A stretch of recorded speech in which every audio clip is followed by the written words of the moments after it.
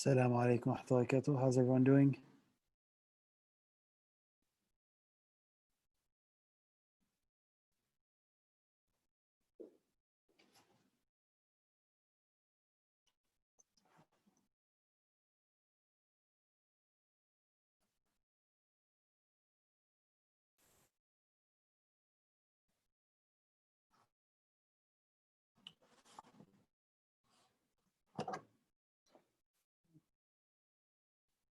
Oh, Lu'ay, assalamu alaikum, buddy. How are you doing? Assalamu alaikum. How are you? Good, man. How's everything? Everything as well. Alhamdulillah. It's good. Siraj GBIC. What? Siraj GBIC, aren't you? What gave it away? We are getting let me send the YouTube link real quick to everyone.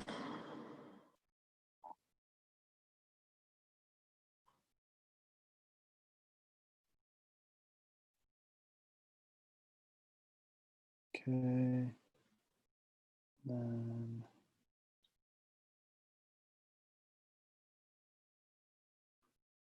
Lu'ay, can you send out the link to JNL, please? Yeah, sure, no problem. All right, I'm texting you right now. Send in the Zoom and play back freak. Okay, awesome. Oh, and Sheikh Abdullah's here. Awesome.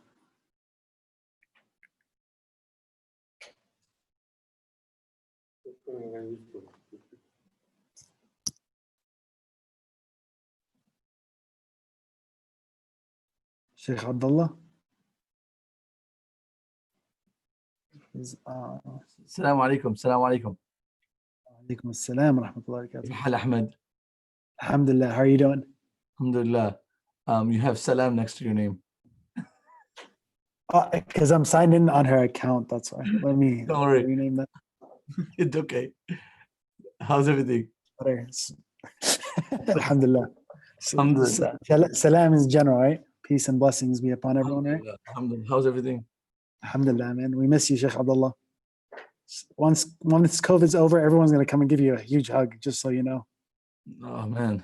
So let me know. I'm gonna have the best So perfume. just wear gloves and mask. You'll be good. Inshallah. I think people are still tuning in, right? Yeah.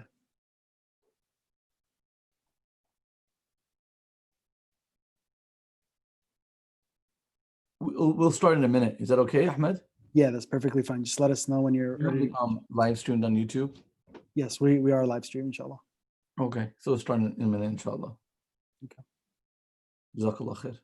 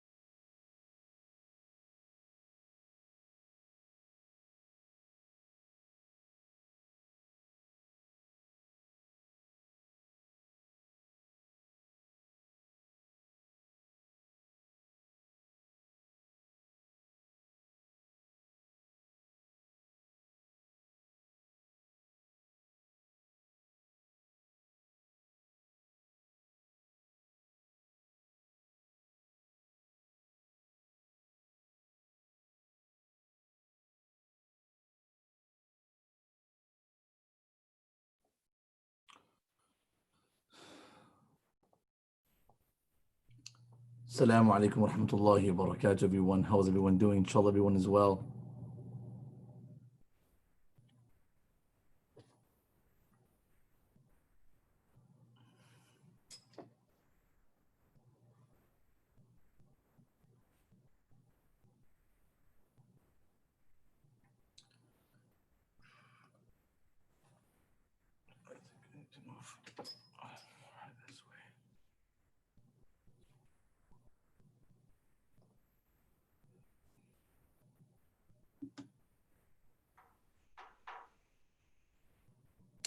Ahmed, we're going to start, inshallah.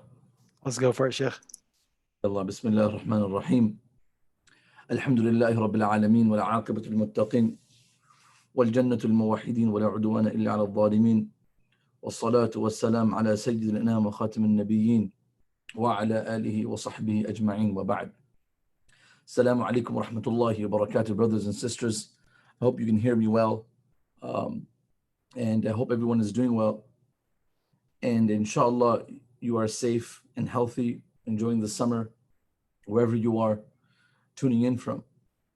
Brothers and sisters in Islam, we are post-Ramadan and we are still in the midst of coronavirus, COVID-19.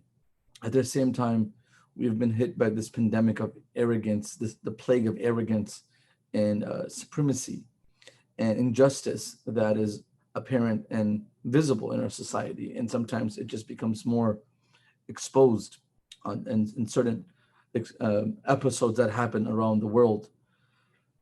Now we are, as Muslims, asked to reflect and be an answer in these difficult times, a voice for ourselves, a voice for others.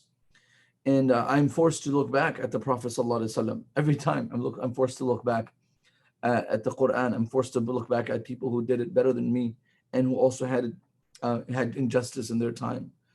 And at the same time, go back and serve the community and help those who are facing these difficult moments in injustice. So tonight, I like to spend time with you as we are going through the series of conversion, the companions, how they converted to Islam and their contributions after converting. At the same time, highlighting that these people some of them were not even interested in accepting Islam. They were considered to be open enemies of the Prophet ﷺ and extreme animosity against Islam. You know, there are statements like where a person, Thumama bin Uthal radiallahu anhu, says, ما كان على وجه الأرض وجه أبغض إلي من وجهك. He says it's straightforward. Since the Prophet after he accepted Islam, there was not a face that I hated more than your face, to the Prophet ﷺ, like right in front of him.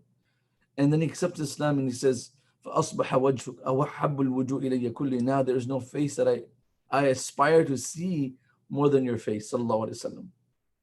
What happened? You know, not like the Prophet's face changed. The person who was looking at the Prophet, his heart changed. And he says the same thing about his city. ما كان على وجه الأرض بلد أبغض إلي من بلدك فأصبح بلدك أحب الوجوه إلي كل. There was not a city in the world that I hated, I detest more than the city of Medina. And today there's no city that I aspire to be in and I am attracted to more than the city of Medina. ما كان على وجه الأرض دين أبغض إلي من دينك. And he said there was not a religion that I hated more than your religion. There was other religions I despised, but there was nothing more than Islam that I hated. Like, I mean, Islam it didn't make any sense to him. He was completely against Islam. And then he says, فأصبح دينك أحب الأديان إلي كلي. Now all of a sudden there's no deen in the world that I love. There's no religion, there's no method, there's no formula for my success that I love more than the life of Islam. So these were the extreme opposites that we experienced in the Prophet ﷺ's time. And we find solace and comfort because a lot of people in our times also say the same thing. They say nasty things about Islam on social media, on TV. And but these same people, when they're exposed to the beauty and the truth of Islam, they're not far away from it and they accept it. Many times it's happened. But this happened a lot in the Prophet's time. It's still happening a lot. In our time after time, we hear a video or read an article of someone, or we see a video or read an article about an individual in Europe, Australia, and America who wanted to burn the Quran, all of a sudden accepted Islam, who was the biggest Islamophobe. Now he's the biggest activist for Islam and the rights of Muslims. So hidayah is in the hands of Allah subhanahu wa ta'ala. And we ask Allah to keep us on the straight path. At the same time, there are people who are very close to Allah. They're close to the masjid, they're close to the Quran, but they also slip away and they fall on the opposite side of the fence, and they detest Islam. They don't enjoy Islam anymore, and they say nasty things because they were treated wrong by some Muslim, or they've gone through a traumatic experience in Islam that now they're exposing this feeling towards generalized Muslim body, which is not reality. Brothers and sisters, I want to share with you today the experiences of slaves in the time of the Arabs in Mecca who accepted Islam. And the reason why I do this particularly is because this whole discussion of Black Lives Matter and the injustice upon human liberty and the civil rights of humans who are completely free, and the injustice that's happening to them, and how Islam gave justice to people who were slaves by definition in their time. Of course, there's a huge difference between the people who were slaves in the 6th century, in the 7th century, compared to slaves which were in the 19th century, in the 20th century. And not only that, we're talking about some of the, if you read the definitions of people who were kept under bondage in the time of the Prophet ﷺ, you will notice that they had more freedom and more liberty, more access to knowledge and opportunity than a free person in today's society has. So I think that whole discussion of the time of the Prophet ﷺ slavery could be looked into from a different angle. But the reason why I'm talking about this is because I feel like people don't realize that they were people who opted to stay in the slavery of the Prophet ﷺ or in the service of the Prophet ﷺ than rather being free with their parents. And no person in the right mind would understand that, But from amongst them is the great, and everyone knows who this person is, Zayd ibn Haritha radiallahu anhu. And I don't know if you've ever heard the story of Zayd ibn Haritha. If you haven't, welcome to the story. If you have, this will be a refresher for you, because he's a name that I've always wanted to talk about, and I've really never spoken about in my life, where I've gone into depth on Zayd ibn Haritha. We talked about him lightly, some sprinkles of his beauty and his contribution. Zayd ibn Haritha was a slave. He was sold in the streets of Mecca before Islam. This is pre-Islam. And Khadija radiallahu anha, Hakim bin Hizam, purchased and presented 2 slaves to Khadija. And Hakim bin Hizam is a relative of Khadija radiallahu anha, and he presents these servants to her aunt Khadija radiallahu anha, and she accepts Zayd bin Haritha radiallahu anha. Zayd bin Haritha radiallahu anha was, you could say, 10 years younger than the Prophet sallallahu alaihi wasallam, and he was a very, he was just sold literally in the market for like 400 dirhams, and he was eventually, when he was sold to Khadija radiallahu anha, Khadija radiallahu anha gave him as a gift to the Prophet sallallahu alaihi wasallam when the Prophet sallallahu married Khadija. So Zayd was in the custody of Khadija before the Prophet sallallahu married Khadija radiallahu anha, and Zayd radiallahu anha was brought into this bondage or slavery forcefully. He wasn't, and the Prophet didn't know, Khadija didn't know, and it seems like these people, when they were brought into the situation, they're like kind of settled with it, like, okay, this is my situation, I'll work my way out. Anyways, his father, his name was Haritha, and he missed him so much, and always talked about him, thought about him, and the mother of Zayd, her name is Su'da bint Tha'laba. Su'da bint Tha'laba. So these are the 2 names. Father's name is Haritha, which is Zayd ibn Haritha, and mother's name is Su'da bint Tha'laba. And it is not documented whether they accepted Islam or not. Nevertheless, the father of Zayd, there was a famous narration and version of the story that always, he loved Zayd radiallahu anh, loved him, and always thought about him. And he was restless to the memory of his son Zayd. And this poem that I'm going to share with you is one of my favorites, and he talks about how much he expressed, how much he missed his son Zayd. And there are so many Zayds in the Prophet's time, and they're all amazing Zayds. There's Zayd ibn Haritha, Zayd ibn Arqam, These are people, Zayd ibn Thabit. These are people who were scholars amongst the Prophet, leaders. So, similar to what the Abdullahs were, Abdullah ibn Abbas, Abdullah ibn Umar, Abdullah ibn Zubayr. They were the Abadillas. Anyways, these are few names that are famous, and they also have great contribution in the history of Islam.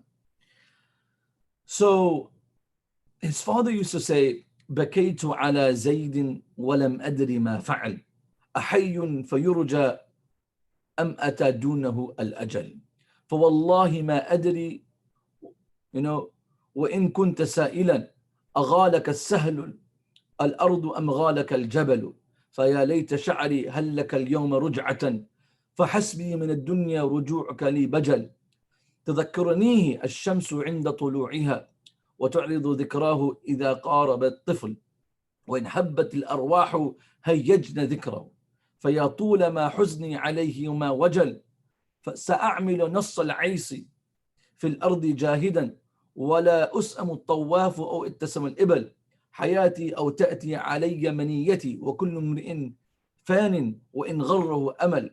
He says, I cry over Zayd and I have no idea what's happening to him. أحي فيرجى, is he alive so I can hope to see him? أم أتى دونه أجل, or is he dead so I don't have to think about him anymore? And والله ما أدري, I have no idea, I don't know who to ask.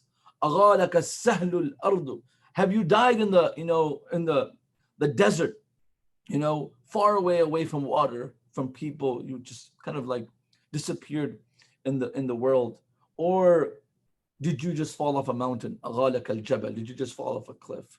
Because Arabia has these highlands and lowlands. فيا ليت شعري هل لك يوم الرجاع. He said, come on, someone tell me that one day you will come back to me and I'll see you one day. فحسبي من الدنيا رجوعك لي بجل. The only thing that I want in this dunya is that someday I can see you. One day I can see you. Just want to see you one more time. I remember you every time the sun rises, and every time I see a person talk about a child or their kids, I think about you, my son. And he says, وَإِنْ حَبَّتِ الْأَرْوَاحُ حَيَّجْنَ ذِكْرَ. This is amazing. So whenever the wind blows, it also blows my reflection of your remembrance. Like as if when the wind intensifies, my love for you and my, the missing and your absence also intensifies. I feel it more, as if he's kind of like giving this, descriptive imagery that when the wind is really blowing hard, I also feel extreme pain when I miss you. فَيَا طُولَ حُزْنِي عَلَيْهِ وَمَا وَجَلْ. Oh my goodness, this grief has been, extensively prolonged, and it is extensively very heavy. وَمَا وَجَلْ. This is very painful. And he says, I will do whatever I can. نَصَّ الْعِيسِ فِي الْأَرْضِ. I would break the back of a camel if I have to go, meaning I would travel and travel and search for you. I will exhaust the camel, but I will not get exhausted. I will go around everywhere. At rides, they will fall. It's like the wheels off the cars will fall off, but I'm still going to be a rider looking for you. And either I spend my life looking for you, or death comes and takes me away. This was the extreme love that the father had. I love few of the. He said, "Hayati aw ta'ti alayya maniyati." Either I live and find you, or I die looking for you. And this was the commitment of a father for a son. And Zayd radiallahu anh accepted Islam. One of the first people to accept Islam was Khadija, right? The wife of the Prophet sallallahu alaihi wasallam. And then we have Waraqa. The second person to accept Islam was Waraqa, who is the person that gave confirmation to the Prophet ﷺ that you are met by an angel. And then we have the house of the Prophet ﷺ right away who accepts Islam, which is Zayd bin Haritha. Zayd bin Haritha was the servant in the house of the Prophet ﷺ. And Ali bin Abi Talib, who was in the custody of the Prophet ﷺ because his father was too poor to accommodate Ali radiallahu anhu. Long story short, Ali radiallahu anhu's father Abu Talib could not afford the expense of his children. He had so many children, and two of his children were brought into the custody of their relatives. Ja'far went into the custody of Abbas. Ja'far went to the custody of Abbas radiallahu anhu. Abbas said, I will take care of all the expense, education, everything of Ja'far. Ja'far was 10 years older than Ali. And Ali radiallahu anhu came in the custody of the Prophet ﷺ. So Ali was in the home of the Prophet. So when the Quran and Islam and Revelation came, Ali was one of the first persons to accept Islam. That brings me to Zayd ibn Haritha, one of the first people to accept Islam. Now, you have to keep in mind that this is the house of the Prophet ﷺ, no normal home. Finally, people for Hajj would come, and they would he noticed someone in Mecca. He noticed someone, and they noticed him, and he told them to go and you see my father. فَرَأَوْهُ زَيْدًا فَعَرَفَهُمْ وَعَرَفُوهُ. This is what the words are saying. Said Zayd saw them around the Kaaba, and they saw Zayd, and they recognized each other. Zayd said, أَبْلِغُ أَهْلِي, tell my family that I am totally fine. فَإِنِّي بِحَمْدِ اللَّهِ فِي خَيْرِ أُسْرَةٍ. Tell them that I'm in the greatest family, so don't worry about me. So finally, these people went back to his father and his uncle, whose name is Ka'b. So Haritha and Ka'b heard about him, and they came straight to Mecca and from their village, and they said salam to the Sallama Faqira. They say salam to the Prophet ﷺ. He was in the Masjid al-Haram in the house of Allah, and they said فَقَالَ يَا ibn Hashim يَا ibn Sayyid qawmi. They said, oh, the son of Hashim, the great grandfather of the Prophet ﷺ, and Hashim was a leader, and he was Abdul Muttalib, he was a great leader, and Abdul Muttalib, and we have this family Hashim in Abdul Muttalib, and all these people were leaders of Mecca. And he said, oh, the family, oh, the son of Hashim, you guys are the leaders of their people. I ask you dearly, to allow me to take my son. We hear good things about you, and allow us to take back our son. And Allah subhanahu wa ta'ala has made you guys the neighbors of the Kaaba. And He says, جِئْنَاكَ فِي إِبْنِنَا عِنْدَكَ فَمْنٌ. So we've come to you for our child, for our son. فَمْنٌ عَلَيْنَا وَأَحْسِنْ إِلَيْنَا. Be good to us. فِي فِدَائِهِ فَإِنَّا سَنَرْفَعُ لَكَ فِي الْفِدَاءِ. Give us our son back, and we will give you anything you want for ransom.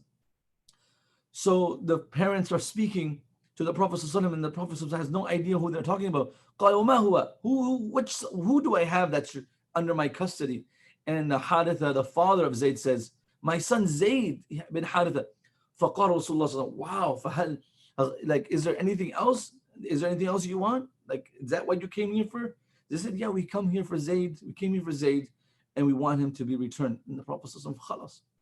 I put up a position in front of you. فَخَيَّرْ, you have the choice. If I will bring Zayd here, I'm not going to just give away Zayd to you. I'm going to bring Zayd here. فَإِنْ اخْتَارَكُمْ فَهُوَ لَكُمْ بِغَيْرِ فِدَاءٍ. If Zayd chooses to go back with you, the father and the uncle, then he's yours. وَإِنْ اخْتَارَنِي فَوَاللَّهِ مَا أَنَا بِالَّذِي اخْتَارَ عَلَيَّ مَنْ اخْتَارَنِي أَحَدٍ. So, عَلَى مَنْ اخْتَارَنِي أَحَدٍ. He says, I swear, if someone chooses to stay with me, I will not force him to leave me. Like if he chooses to go with you, I will not ask you for any ransom. And if he chooses to stay with me, I will not force him to go with you. I mean, it's a fair deal. So what do the parents say? The uncle and the father, they say, زِدْتَنَا عَلَى النِّصْفِ وَأَحْسَنْتَنَا وَأَحْسَنْتَ. They say, oh, Muhammad, you have done justice, and you are great and excellent in your proposal. The Prophet called Zayd radiallahu anhu, and he says to Zayd, هل تعرف هؤلاء? Do you know these people? And قال نعم. I know them. I know these people. هذا أبي وهذا عمي. This is my father and this is my uncle. and they فإن قد من قد علمت ورأيت محبتي لكل فاخترني أو اختارهما. You said you know these people and you know how much you love me and I love you. You have the choice to go back with them. فاخترني أو اختارهما. You have the choice to stay with me, or you have the choice to go back with them, and nothing will be held against you. And this is after revelation. فقال Zayd radiallahu anhu said, this is where I realized that he was in bondage, but his commitment to stay in it was far greater than anything else. He said, because there was a purpose and there was freedom and there was like this joy and happiness. He said, ما أنا بالذي اختار عليك أحد أنت مني بمنزلة الأب والعم. He says to the Prophet ﷺ, how is it possible that I can choose someone over you? ما أنا بالذي اختار عليك أحد. I will never prefer anyone above you, O Prophet of Allah. أنت مني بمنزلة الأب والعم. O Prophet of Allah, you are equal to me like my father and my uncle combined. Like there are two, you are one equal to both. And then they both said, ويحك يا زيد اخترت العبودية على الحرية. This is it. O Zayd, you choose to be a slave over being a free man. وعلى أبيك وعمك وعلى أهل بيتك. You choose to stay in the service of Khadija and Muhammad, where you can go home and live freely and live with your mom, your father, and your family. Like, why would you do this? And this is a longer discussion. Nevertheless, Zayd radiallahu anhu says, نعم إني قد رأيت من هذا الرجل شيء ما أنا بالذي اختار عليه أحد أبد. He says, oh my father, my uncle, I have seen certain things from this man that I will never give preference to anyone above him. I will never. So this was it. This was the moment, and that's when the Prophet ﷺ said, Inna Zayd ibni. Zayd is my son. فقال يا ما. He said to everyone that was there. He said the Prophet ﷺ grabbed Zayd, literally the story goes, he grabbed Zayd and he went to Mecca, the Haram, by the Kaaba. He was already in the Haram, but he went by the black stone, al-Hajr, where everyone gathered, where was the largest crowd. If you قال يا من حضر, everyone listen, واشهدوا أن زيدا ابني يرثني وأرثه. Right? He said, Zayd is my son. If I die, he will inherit from me, and if he dies, I'll inherit from him. Basically, he was saying, just like a biological, there's rights for a biological son, he is my son that I've adopted. Nevertheless, this was adopted from the Prophet in early Islam. And now, when they saw the Prophet's dedication to Zayd, and they saw Zayd's love for the Prophet ﷺ, طابت أنفسهما وانصرفا. They were so pleased, they were so delighted, they got up and they left. And interesting about Zayd is that, now you could talk about like the word, Ya Zayd atakhtar al-ubudiyya al-hurriyya. You really choose to be a servant. Now, was he really a slave? That's my question, right? Was he really, how in today's society someone can use the word slavery very general and generalize it. And was slavery in the time of the Prophet the same as how it's defined today in sociology and in our discussions? No, it was definitely not. I really feel, and I have a belief through the studies, that the definition of slavery is very, misunderstood in the time of the Prophet. The slaves in the time of the Prophet had rights, had equal rights to sometimes to the free men and women. They had to eat and drink the same day. They had to educate them, and I'm talking about, we're talking about, the rights to live, the rights of, if they were treated unjust, there were rights to fight for their right. All these things were happening in the time of the Prophet ﷺ. And I've never found an incident where we find that the Prophet ﷺ and his companions oppress any of these people unjustly, except they were provided justice. So if a Sahabi did something wrong, boom. For example, and of course, Islam is abolished, slavery has been abolished to some extent, but I do recommend reading Jonathan Brown's book, Islam and Slavery, just for a clarity of this concept. But if you really look at this one hadith that a man came to the Prophet ﷺ, he said, "Inna li abdin mamlukain." I have two servants that serve me at home, and they they disobey me. They do everything wrong. They're just very rebellious, and I hit them, and I physically abuse them. Right. So he comes to the Prophet ﷺ, and the Prophet ﷺ was, his responsibility was also to remove the civil unrest in society, the jahiliyyah, the ignorance that was within a society, and to abolish those ideologies and those mindsets. Nevertheless, this man comes to the Prophet ﷺ, he says, I have this interaction with my workers and my servants. So the Prophet ﷺ said, listen, on the day of judgment, whatever wrong they have done to you will be placed on one side. And whatever wrong that you have done to them, to criticize them, to rebuke them, to yell at them, whatever you have done, your harshness will be placed on the opposite side. If their wrong is less than your harshness, then you're forgiven.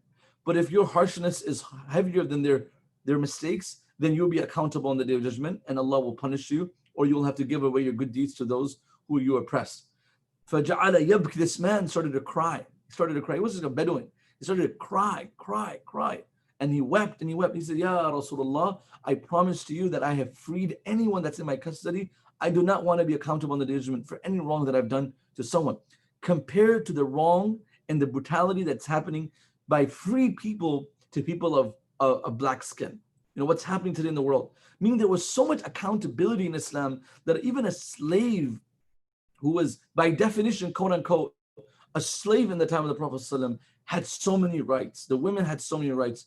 And of course, there was a way to opt into freedom and emancipate themselves. But this was a discussion I wanted to, this would be a discussion for another day, but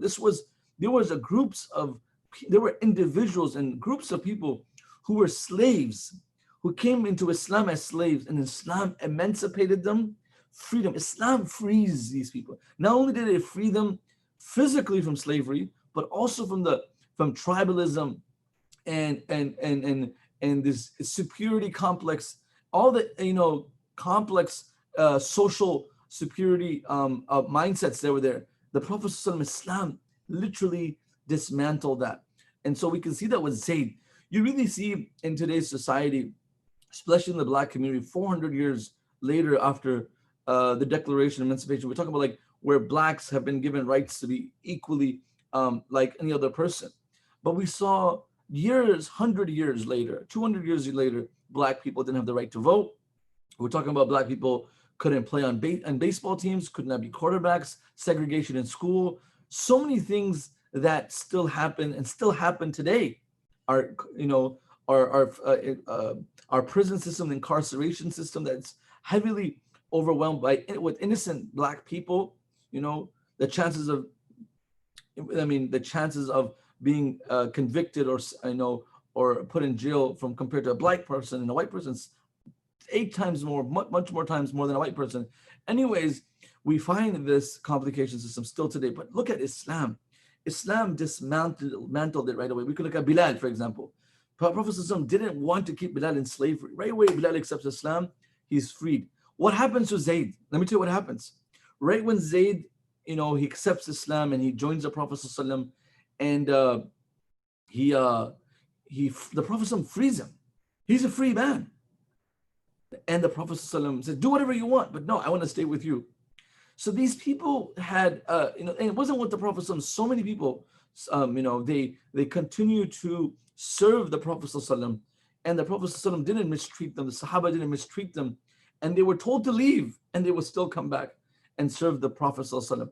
So what happens is, the main thing is injustice, and then equality issue is very important. Zayd radiallahu anhu was not just, you find someone who's educated or non-educated in a lower class community, the chances of him coming out of that to a good school and then getting a high school degree and then a college degree and a lower, and then a grad school, very slim, especially generation after generation. We're talking about 5th, 6th generation, still the chances of survival and education still very minimum in these marginalized communities. What did Islam do to these people? Islam took them out of slavery. And you might say by definition they were slaves, but they were not. Islam took them out of slavery and brought them into Islam and gave them freedom. and not only gave, even if they were kept under like a definition of their time slavery, they were given the keys to do whatever they wanted, to earn, to work, to educate themselves, and then freely explore the world. And then their children were never brought into slavery. Right away, they had children, they were free. And it's so important. It was like, moving the people from the lower class right away to the average class of other Muslims. And that was Zayd. Can you imagine in the Arab society, in the Jahiliyyah society, it's unheard of that a black person or a slave, Zayd was a black person, just remember that a person who was black and was a servant or a slave, whatever, sit next to a person from a prestigious tribe or noble community. Abu Jahl, these people, that was their argument. How are we going to sit with Khabbab, Bilal? One of the biggest arguments they have, we don't want to sit with these slaves. And these slaves accepted Islam early, and they emancipated them. Islam emancipated them physically and spiritually, but took them out of the shackles of this dunya, of idol worshiping, where the Sahabi, goes to Rustum and he says, Inna Allah ibta'athana, Allah has sent me to you. لنخرج العباد من عبادة العباد إلى رب العباد, to take out humanity from the slavery of humans to the service of Allah subhanahu wa ta'ala. No human has a right to serve them, right? In a way that they are the Almighty and they're the most powerful. No, the Prophet never had anyone serve him like that. It was always Allah, and then of course you have your parents you serve, your older siblings, your teachers, but then you never go serve people blindly because they're just above you and superior to you. That never happened in Islam. But there was nations after nations, there was just constant abuse where they would just serve people for no reason, right? And they were stuck in this lifestyle. So, Sahabi says to Rustum, the Persian ruler, لنخرج العباد من عبادة العباد إلى رب العباد, to bring people out of the servitude of humanity to the servitude of Allah subhanahu wa ta'ala. من ضيق الدنيا إلى ساعة الآخرة, from the narrowness of this dunya to the vastness of akhirah. من جور الأديان إلى عدل الإسلام, from the injustice of religions, there's the complex injustice to the justice of Islam. So Zayd ibn Haritha radiallahu anhu, he's one of those results that we find, interestingly, that he not only did he accept Islam, he marries someone from a very noble tribe of Islam, from the Prophet ﷺ. And this is a relative of the Prophet ﷺ, a cousin of the Prophet ﷺ. Not like the person who was a servant in the time of the Arabs, becomes Muslim, is freed, chooses to live with the Prophet, marries a cousin of the Prophet, Zainab bint Jahash. Of course, we know the marriage didn't last, but what are the chances someone black, someone poor, someone who doesn't have any family around, someone from, second-class citizen in our society will ever marry someone from a prestigious family?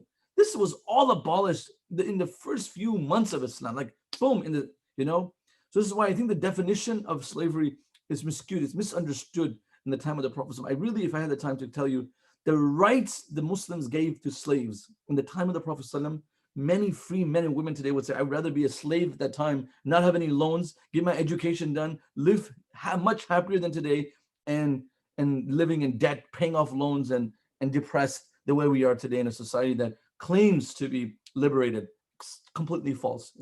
This is propaganda. I'm not saying any form of slavery is right, but I'm saying that you will have to study this from an anthropology perspective.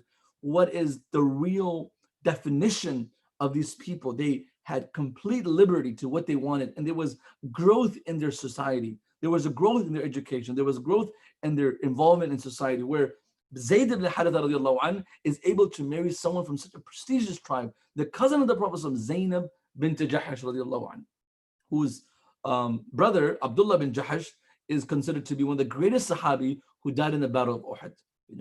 Of course, Zayd again, this brings us to the discussion. Zayd ibn radiallahu anhu is the only Sahabi who is mentioned in the Quran. He's black. And he was a slave. Can you imagine that? That's interesting, right? And then Allah subhanahu wa ta'ala, of course, abolished the concept of legal Islamic adoption. You can do kafala, you can become a guarantor a kafil for someone, and you can pay for their schooling and their education. You can sponsor their marriage. But there's no such thing in Islam that someone could be adopted, and the same rulings and laws that are on your children could be applied to an adopted child. There is separation of men and women. The laws will be applied just like another stranger. But of course, there's love and compassion that should continue to be expressed in the parameters of Islamic law. So Allah subhanahu wa ta'ala, when he revealed this ayah, ud'uhum li'abaihim huwa aqsatu 'inda Allah. Don't call Zayd bin Muhammad, don't call Zayd the son of Muhammad. Don't call him Zayd the son of Muhammad. Now, this was one of the biggest low points of two things happened to Zayd radiallahu anhu. This could say two low points of Zayd radiallahu anhu's life, where in his whole life he's been called Zayd the son of Muhammad, and he's been known as the son of the Prophet sallallahu alaihi wasallam. And the Prophet was called Abul Qasim, right? But he was also had Zayd all the time with him. If you don't know the story of Taif, who was with the Prophet in Taif? Zayd radiallahu anhu. He was protecting the Prophet. People don't know that. He was also stoned. He took a beating. He was bleeding. And when the Prophet fell down in dua, Zayd ibn Haritha was there. He was defending the Prophet from day one. The Prophet loved him so much. And he loved his son, Usama bin Zayd. Well, we won't have time to talk about Usama, but this is what we're talking about. Like, the Prophet never discriminated against a black person who didn't have a family, who was a slave, and he gave so much liberty and respect. Now, the two low points of Zayd's life was when he got divorced to Zainab. This was a tough time. And then his name, being called the son of Muhammad, is abolished. Allah says you can't say that. ما كان محمد أبا أحد من رجالكم ولكن رسول الله. The Prophet is not the father of any of you guys. The Prophet has no son that lived. Daughters did, but he is not the father of any of you men. من رجالكم. You hear the word? ما كان محمد أبا أحد من رجالكم. It isn't من نسائكم or منكم. So ما كان محمد أبا أحد من رجالكم. Meaning you knew from there that most likely there would be no son of the Prophet that would live beyond his age that was determined. So the Prophet lost his sons in his life. Zayd, who was adopted son, is told, "Ud'uhum li'abaihim waqsatu 'inda Allah." This is Surah Ahzab, ayah number 5. And the other ayah that I said, verse number 40. Allah subhanahu wa ta'ala says, nope, you cannot call him by relating him to the Prophet. Call him Zayd ibn Haritha, not Zayd bin Muhammad. So from that day, he was called, became famous as Zayd ibn Haritha radiallahu anhu. Now, this was very painful. Allah subhanahu wa ta'ala, in replacement of that pain, the only Sahabi whose name is mentioned in the Quran is Zayd. فَلَمَّا تَرَى زَيْدٌ مِنْهَا وَتَرًا زَوَّجْنَا. So Allah subhanahu wa ta'ala talks about Zayd radiallahu anhu. And of course, it's very interesting that whenever you talk about divorce, no one wants to talk about it. But there was a divorce that happened you could say, in the family of the Prophet sallallahu alaihi wasallam. His adopted son. You could say there must be something wrong with him, or there could be something wrong with the woman, right? The woman must be not, I mean, I always say that sometimes two good people can sometimes not coexist. I'll give you another example. I started marriage counseling class, but Khidr alayhi salam and Musa, great people. I mean, you have to agree with me, the two greatest people in the world at that time, Khidr and Musa, and لم تستطع عليه صبرا. He's like, you can't live with me, man. أو لم تستطيع عليه صبرا. You can't. قال هذا فراق بيني وبينك. Like, this is it. Talaq. He gave him 3 divorces, 3 chances. He says, هذا فراق بيني وبينك. I give you 3 chances, and you kept on, breaking your commitment. He says, I will not ask you again. I will not interrupt you again. And he said, لم تستطيع عليه. You cannot be patient. So Khidr and Musa really didn't get along. They did, but they couldn't coexist for much longer. Similarly, you have the story of Zainab and Zainab bint Jahash and Zayd radiallahu anhu, very pious people. Nevertheless, Zayd radiallahu anhu marries another very pious woman, and who is Ayman. The woman that is, her real name is Baraka, who literally saw the Prophet from birth and lived till the death of the Prophet. The only human being that was that is in Islam that saw the Prophet at birth and also was there, witnessed him pass away. So these are the small incidents I wanted to share with you about Zayd radiallahu anh. And Zayd radiallahu anh became, in his life, he became a leader. He became a leader. The Prophet ﷺ, traveled in a battle, in a campaign called Muraysi'. He made Zayd radiallahu anh in charge of the city of Medina. In charge of the city of Medina. Like he was whenever the Prophet ﷺ would leave, he would leave someone as the governor or the representative of, in Tabuk, that he was the Prophet ﷺ sent Ali to stay back. And this is huge. Like he let a slave, ex-slave, be the leader of Medina. This was not heard of in the societies. So this was talking about, building the confidence of these people and building this, setting the tide for the future, and how people should treat people who come from different backgrounds. Zayd radiallahu anhu participated in Badr, Uhud, Khandaq, Hudaybiyah, Khaybar, and there were more than 7 to 8 campaigns when groups were sent. Zayd radiallahu anhu was made the leader of those armies. And the one particular one that everyone knows about is Mu'tah. And he was made the general of the army. And now when do you ever see that? When do you ever see that? And that is a very interesting fact. And the Mu'tah battle is a very interesting story. Zayd radiallahu anhu was made the leader of the battle of Mu'tah. After him was Ja'far, his cousin, the Prophet's cousin, who's the son of Abu Talib. So Zayd first, right? Then Ja'far, then Abdullah bin Rawaha. And the Prophet said, if you are martyred one by one, which he predicted, the next one would be the leader. And finally, he said, when the last one passes away, you will choose amongst you. And then Khalid bin Walid, anyone that knows the story of Battle Mu'tah, Khalid bin Walid took over and completely changed the graph and the tide of that campaign. So we talk about Zayd radiallahu anhu, that aspect. He was a very interesting person, and the Prophet loved him so much. And when he passed away, it's a very interesting story. He passed away in this 8th year, in the 8th year of Hijrah. Mu'tah was in the battle in the 8th year, and he said he was in his 50s, very young. He wasn't old. The Prophet ﷺ, heard about it, and the daughter of Zayd, she came running and she jumped on the Prophet's face, on his head, like really on his body, jumped, and she started crying. And she was really she was in pain. This is a young daughter of Zayd radiallahu anhu. And when the Prophet ﷺ saw her cry, he just couldn't hold it, because this is not Zayd only. This is this is a person that's been with the Prophet before revelation. Zayd has this remembrance of Khadija. This was a gift of Khadija to Zayd after the Prophet ﷺ. This story goes back long. Like Abu Bakr is, I think, very special, but like this goes back longer and it's deeper, in that sense. It's a different relationship. And the Prophet cried, cried, and he cried.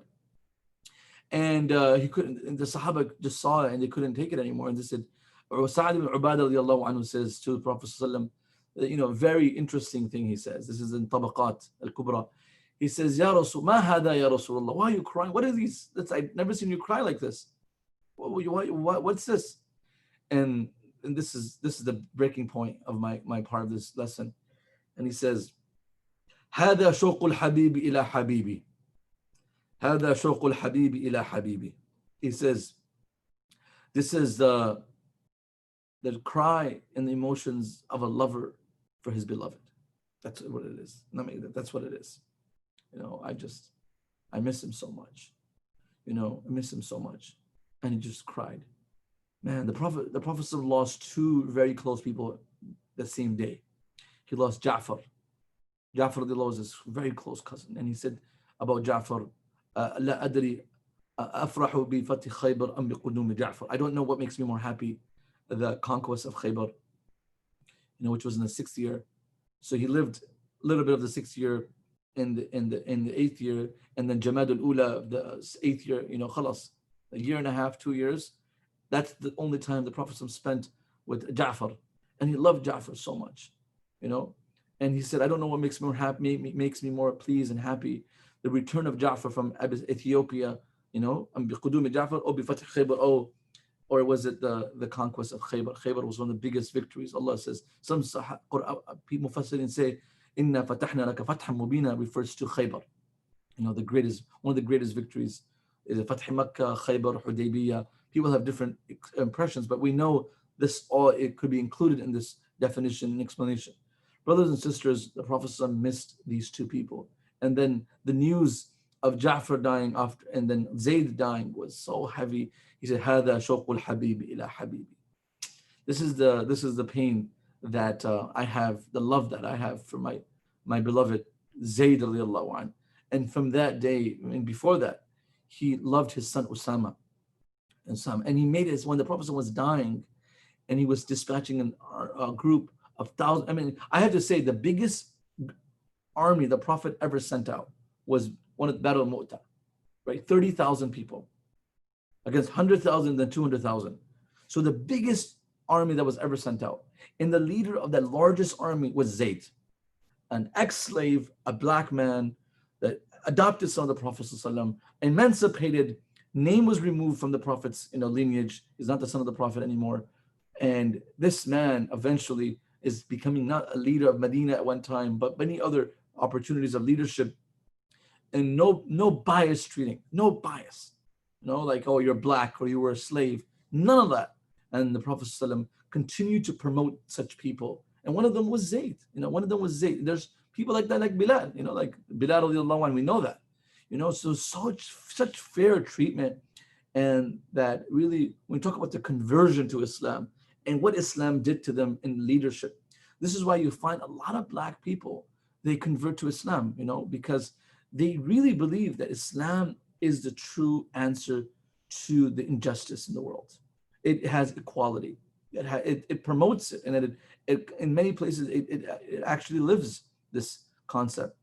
Even with the deficiencies that Muslims have and applying the beauty of Islam, even then, black people don't shy away from accepting Islam. They don't shy away from accepting Islam, and they accept Islam, and their families accept Islam. All across if you look at the prison system, you'll see so many people from incarcerated accepted. So many people I meet that have come out and they've accepted Islam in jail. And this is something we have to look at, that how Islam truly has the ability to empower people who have been, literally hijacked of their liberty, who have been, deprived of their rights. Islam really promotes that, and that's what we saw in Zayd ibn Harith radiallahu anhu. In the Prophet ﷺ did not just do it when he was alive, but then even his son, the Prophet ﷺ, and people objected to his son being a leader. And one of the next greatest army that was ever prepared against the Romans was being dispatched, and the Prophet ﷺ passed away in the whole episode, in between that episode.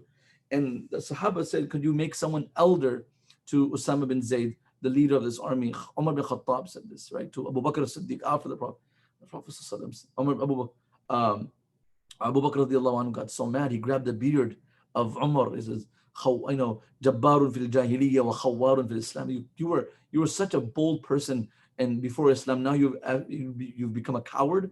Like, you want you want me to remove someone the Prophet selected as a general of this army? Are you lost your mind? Like, Abu Bakr Siddiq is yelling at Umar bin Khattab. The Prophet loved Usama bin Zayd, and then Umar bin Khattab would give the stipend in his leadership to people who participated in Badr and Uhud, the Prophet's wives. They got this stipend. These were generals and ex-generals and ex-people who've supported Islam. So Umar bin Khattab had this set form of stipend for these people who had kind of like aged now, and they were kind of injured, and I wouldn't say disabled because they never gave up on life, but he gave them some financial support. And he would give Usama bin Zayd more than Abdullah bin Umar and his own son. And his son objected to his father. He said, Dad, why do you give Usama bin Zayd more than I receive?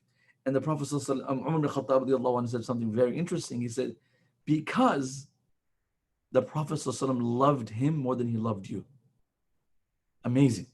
I give him more than I give you, his own son, because the Prophet loved him more than he loved you.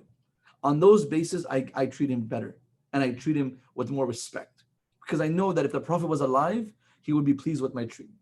They would treat people like as if the Prophet was there. How would he appreciate that? Sallallahu Alaihi Wasallam. He was very generous with the Prophet's wives. He took care of them. And similarly with Usama bin Zayd's, Zayd radiallahu anhu, Usama. So brothers and sisters, if people don't know this, right? When the Prophet wanted his daughter Zainab to migrate from Mecca, and there was some complications, we know the animal was speared and she fell off and had miscarriage. The Prophet sent Zayd. Says, Zayd, can you do me a favor? And this is, and he gave him a ring, and he gave him some some tactics. Bring my daughter back. He was a person he relied on so much. Even when the whole rift of accusation against Aisha radiallahu anha happened, he talked to Zayd. Zayd was so close to the Prophet ﷺ. Prophet ﷺ, and that finally that line, هذا شوق الحبيب إلى حبيبي. When Sa'd ibn Ubadah said, Ya Rasulullah, why are you crying so much? And he said, this is because I love Zayd and I miss him. And of course, inshallah, they'll be united in paradise. So brothers and sisters, these people, they were black, they were slaves. Islam emancipated them, gave them respect, and they never had a bad experience as they revolved, and they just became powerful, independent people who became leaders and when that army that the Prophet was sending of, and the general of that army, the leader was Usama bin Zayd. Under that army was Umar and Uthman. We're talking about the leaders of the world were under that army. Abu Ubaidah. These were some of the greatest Sahaba were under that army. And then you have Usama bin Zayd, who's the leader of this army. And there's just no discrimination.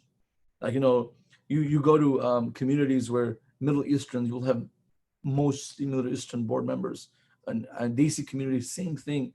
It's hard to be inclusive, very hard. Even after so many years living in the West, studying in diversity and living in a diverse community, hearing the racist people, even then we still have some form of prejudice behavior in our lives. It's just unbelievable.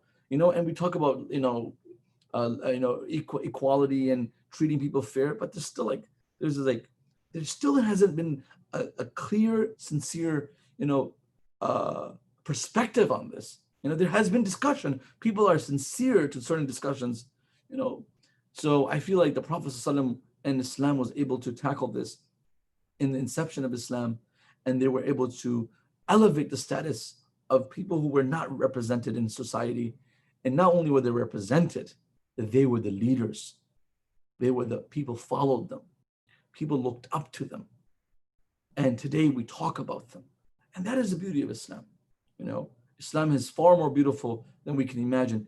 Islam treated in the Arabian time, in the Prophet ﷺ's time in the 6th, 7th century, Islam treated people who were marginalized so well that today, parents don't even treat their children that well. That's unbelievable, right? Spouse don't even treat each other that well. There were so many rights, so much leverage, so much opportunity, so much mutual respect, so much love. And at the end of the day, there was justice, and no one was mistreating anyone. And that one companion that felt that if there was any form of mistreating, injustice, I'm going to walk away from such accountability. Brothers and sisters, injustice stems much from when you do not believe in accountability, and you feel you have all the authority in the world. Sometimes that's the discussion that people have with police. Is there accountability? And I feel like Islam kind of helps answer that, because how can you be biased, unfair to a student in your class when you believe that there's accountability, to the dean or to the principal and administration and the board? Then you kind of measure yourself and pretend like you love everyone. But forget that. I mean, who cares about if you are or not afraid of people above you? We should be, Like, do we not know there is Allah? ألا يعلم من خلق وهو اللطيف الخبير. I love this ayah. ألا يعلم من خلق وهو اللطيف الخبير. Don't you know you have a master who created you? And he's easy on you, but he's also aware, latif. He's soft, taking a soft approach. It's like that. The teacher that's watching your mischief, but it's not disciplining you. وَاللَّطِيفُ الْخَبِيرُ. He has a soft approach on your wrong, but he's also aware. أَلَا يَعْلَمُ مَنْ خَلَقَ وَهُوَ اللَّطِيفُ الْخَبِيرُ. Like he's there. So the accountability and the justice, stems from knowing that there's someone above us who we're accountable to. And that's what the Prophet ﷺ represented. That's what the companions represented. That's what Islam represents. No one has a right to show any form of superiority or arrogance above any person in our society. Inna akramakum indallahi atqakum. Quran answers it in one blank word. It sounds, simple, but it's most complex concept. The most honorable amongst us is the one who is most righteous. Not with money, not with status, not with someone who's white or Arab or Desi, who's from subcontinent, someone who drives a fancy car, lives in a fancy house. None of those things are measurables for respect in the eyes of Allah subhanahu wa ta'ala. Inna akramakum indallahi atqakum. And that's how we help people.